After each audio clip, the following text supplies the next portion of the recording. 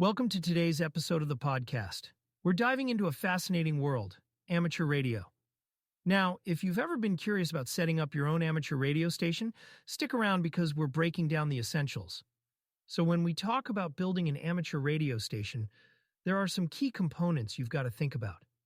First up is your microphone. This is quite literally your voice in the system. It's got to be reliable because, clear communication is everything. Then there's the power source. This one's crucial. Whether it's plugging into an outlet or running off batteries, you need stable power for operations to go smooth.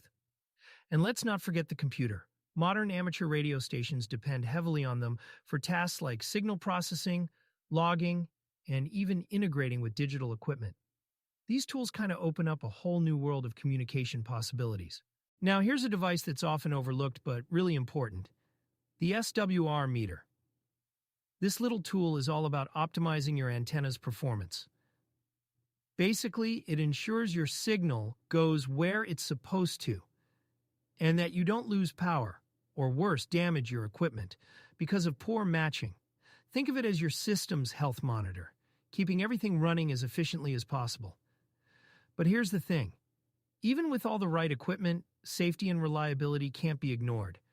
That's where bonding comes in. It's a method to connect various components electrically, reducing the risk of, issues like static buildup or electrical shocks. It's small details like these that can make a big difference in how smoothly your station operates.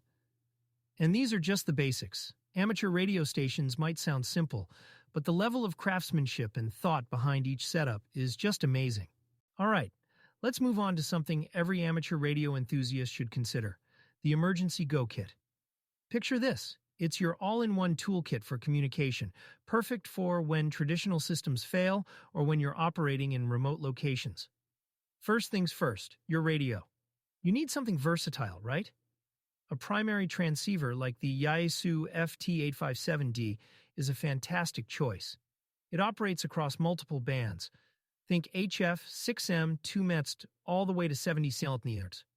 Whether it's FM, AM, or digital modes, this thing has got you covered. Oh, and don't forget to pack a handheld transceiver like a Baofeng UV5R.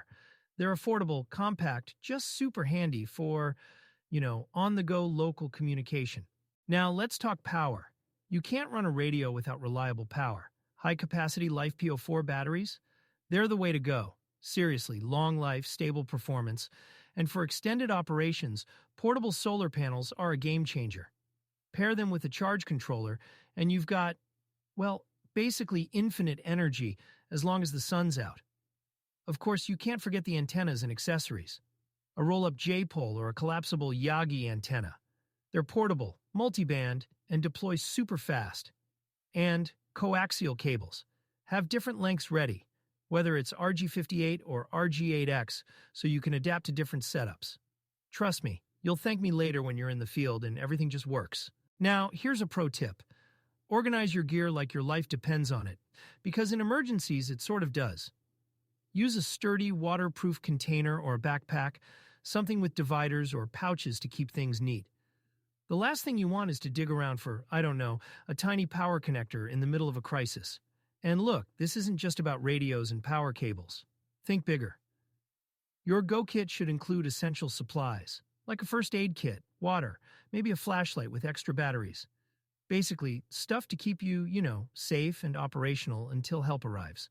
Small details like these? They're what turn a decent go kit into a great one. So there you have it. A well-thought-out go kit can make all the difference, whether it's a natural disaster or a weekend outdoor adventure. To wrap up, let's talk about real-world emergencies. Amateur radio shines brightest when things go, sideways, when everything just stops working. It's pretty amazing how, in crisis after crisis, operators with their go kits have stepped up to keep communities connected. Take Hurricane Katrina. Amateur radio operators played a life-saving role by maintaining communication when, honestly, everything else failed. Those go kits? They weren't just boxes of gear. They were lifelines. Operators had antennas rigged up, solar panels to stay powered, and they kept vital information flowing. It's a testament to how, with the right preparation, amateur radio can be a game changer. But it's not just about having the gear, right? Like, equipment doesn't just magically work when you need it. This is why maintenance routines are so important. Regularly checking your transceiver, cleaning connectors, maybe even testing your SWR meter, that's what keeps your equipment, mission ready. Then there are practice drills. These are kind of like fire drills for your Go kit. You set everything up, troubleshoot on the spot, and really get a feel for how things, might play out under pressure. And I'll be honest, those dry runs, they're where you figure out where the weak spots are, before you find yourself in the middle of an emergency wishing you'd packed, I don't know, extra coaxial cable or spare batteries. And beyond just the drills and gear checks, the technology itself is evolving. I read about operators using digital modes like FT8 or WinLink in remote disaster areas. These tools can send, honestly, huge amounts of critical data over minimal bandwidth. It's efficiency at its best. And it shows just how far planning and innovation can take you when everything's on the line. At the end of the day, it all comes down to preparation. Having the right tools, knowing how to use them, and then practicing until it's second nature, that's how amateur radio operators make a real difference. And even if you're just getting started, it's never, too early to think about how you can be ready to help. And that'll do it for today's episode. I hope this gave you a new appreciation for the power and potential of amateur radio, especially in emergencies.